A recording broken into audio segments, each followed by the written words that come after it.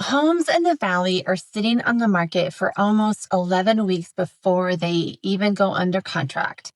Canceled and expired listings this quarter added up for over 5,000 homes. Sorry, I can't talk. That's one out of every four sellers who tried to sell and didn't. And yet, homes that are priced right are still closing 97% of list price. So, which one are you going to be? The seller who sits for 5 months and expires, or the one who prices it right and sells in 3 weeks? And if you're buying, is this actually the window you've been waiting for? Stick around because I'm breaking down every number that matters from the entire Maricopa County MLS for Q2 2026. And by the end of this video, you'll know exactly what's happening in this market and you'll know what to do about it. What's up, everyone? Welcome back to the channel. I'm Suri Atkins. I am with eXp Realty, and every quarter I sit down with MLS data for Maricopa County and I pull it apart. No spin, no it's always a great time to buy or sell nonsense, just what the numbers actually say. This episode covers April through June of 2026, so it's the second quarter, and it is a big one because the data is telling two different stories depending on whether if you're buying or selling. Sellers, you need to hear the part about canceled and expired listings. Buyers, you need to hear what's happening with days on market and negotiating leverage. I'm going to cover both. Before we get into the numbers, I want to point out two tools that I have in the description. The mortgage calculator. So if you are a buyer, you can punch in the price and it will help you calculate your payment. And then second is the seller net sheet is also in the link below. So if you're thinking about selling, this is helpful information to work through your numbers. Okay, let's start with what's sitting on the market right now. Today, as of this report, there are 15,011 active listings across Maricopa County right now. Total value of the active inventory is $13.9 billion. Median list price on these active listings is $559,000 with an average of 926 to 251. That gap between the median and the average tells us that there are some serious luxury listings pulling that average up. So don't anchor on the average, anchor on the median. Here's the number that actually matters, though, is how much inventory there is. This quarter, 14,782 homes sold in 3 months. So that's roughly 4,927 sales per month.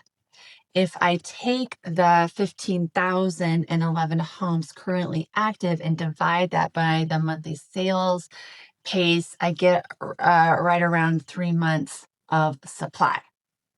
For context, under 3 months of supply is typically considered a hot seller's market.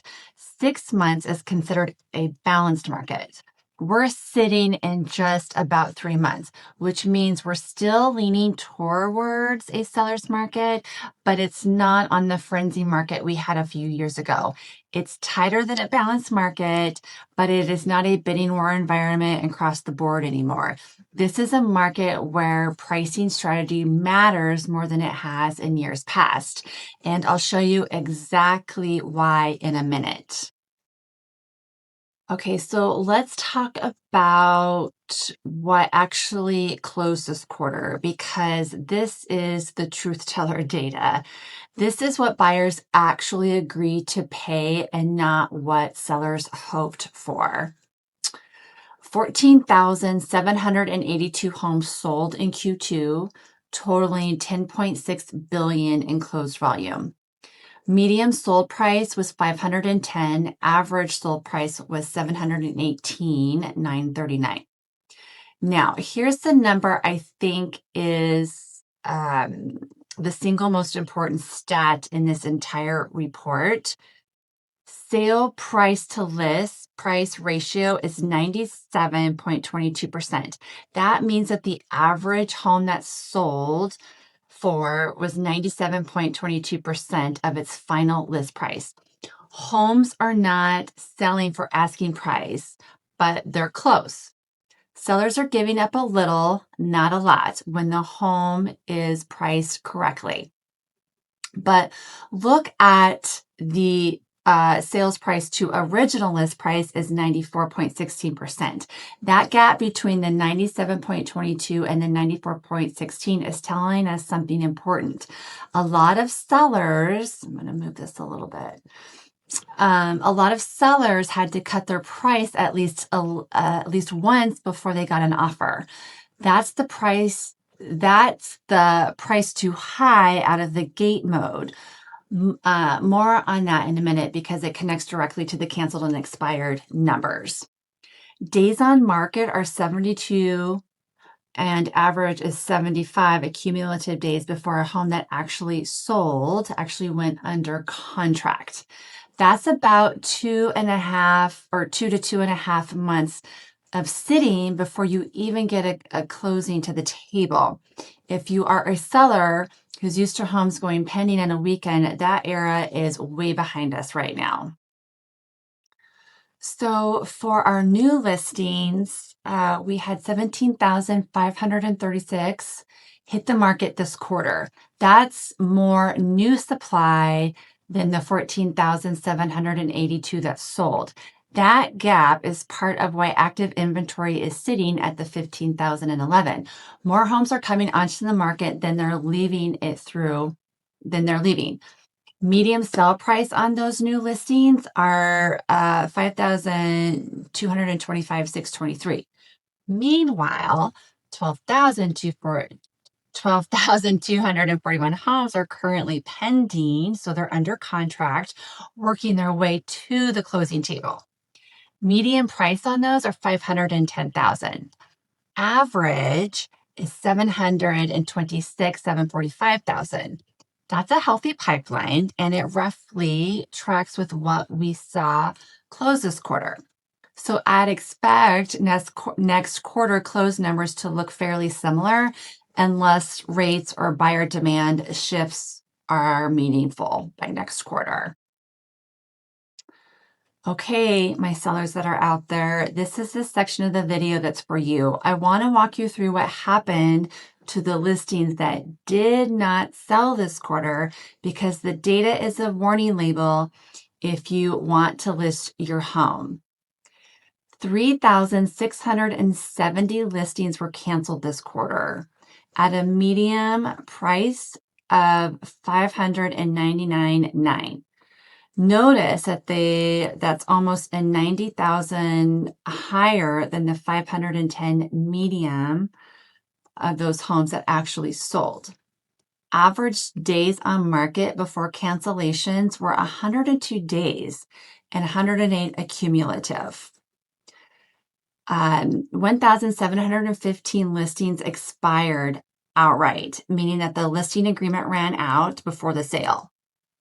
The median list price was $564,000. Average days on sitting on the market before expiring were 146 days and 143 accumulative. That's just about 5 months of the home just sitting there and not selling before the seller finally just gave up or the contract ran out. And those two together, canceled plus expired, you've got 5,385 listings that came off the market this quarter without a sale. Compare that to the 14,782 that sold. And what you get is this. Roughly out of every 4 listings that left the market this quarter did not sell. And on the top of that, 4,300 listings went back on the market, meaning they had an accepted contract and they fell apart. Usually it could be over financing, inspections, appraisal issues, and they had to relist it. And 2,991 listings had to be extended past their original listing terms because they simply hadn't sold yet. So those are sitting at a median price of $599.9 and 173 to 179 days on the market. So at the pattern across all three categories, canceled listings at the median price of $599.9, expired listings at the median price of $564, the extended listings at the median price again at $599.9. Every single one of these sit well above the 510 median for homes that actually sold. That's not a coincidence. That's overpricing. Homes priced too aggressively out of the gate sit for months, get relisted, get extended, and a full quarter of them never sell at all. This is exactly why the seller net sheet that I mentioned earlier matters so much right now. It's not enough to pick a number that feels good. You need a number backed up by what actually closing to your specific neighborhood, because that data is showing very, very clearly that the market is pushing overpricing harder than it has in years. All right. And if you are a buyer and you're watching this and you're feeling like you've been priced out, this data says otherwise. You have 15,011 active listings to choose from right now. Homes are sitting 72 to 75 days before going under contract, which means you have actual time to think, negotiate, get inspections done properly instead of waiving everything to complete. And with one of 4 listings canceling or expiring, sellers who have been sitting for months are far more open to negotiating on price, closing costs, repairs, and where a couple of years ago wasn't an option. The sales to original list ratio of 94% tells you buyers are regularly getting sellers to come down from where they started. This is why I put the market mortgage calculator in the link in the description earlier to run your numbers against a realistic offer price, not the list price, because there is some room for negotiation as the data is telling this to us. So here is the bottom line on Q2 2026 for Greater Phoenix. It's a market with real inventory, real negotiating room, and real days on market, but it is absolutely still punishing sellers who price emotionally instead of strategically. 1 in 4 listings didn't sell this quarter. Don't be that one in the 4. If you're thinking about buying or selling anywhere in the valley, this is exactly the kind of conversation I have with clients every single week. Comment CMA below or click the link to hop on my calendar. It's in the description below. I'll run real numbers for you on your specific home or your neighborhood that you're targeting.